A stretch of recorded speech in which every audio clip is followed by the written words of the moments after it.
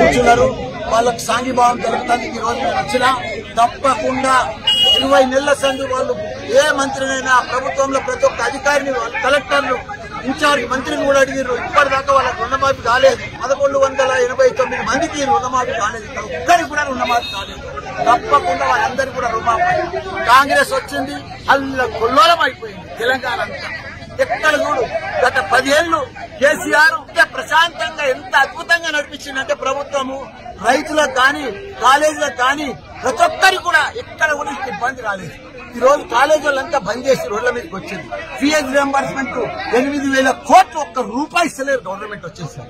కాలేజీలు బంద్ చేసి ఎవరికి నష్టం? బీసీ పిల్లలు చదువుతారు, ఎస్సీ పిల్లలు చదువుతారు, మొత్తం స్కాలర్షిప్ మీద ఆ పిల్లలు చదువుతారు. వాళ్ళంతా కాలేజీ బంద్ చేస్తే ఎంత నష్టమవుతుందంటే అంత నష్టమవుతుంది. కాబట్టి ఇమీడియట్ గా దయచేసి మన సీఎం గారికి చెప్తున్నా, ఇమీడియట్ గా ఫీజు రియంబర్స్మెంట్ రిలీజ్ చేయాలి. మా గట్కేశ్వర రైతులకు రుణమాఫీ చేయాలి. ఈ రోజే తప్పకుండా సీఎం ను అపాయింట్మెంట్ కోరుతాం. మా రైతులను సీఎం దాన్ని తీసుకొని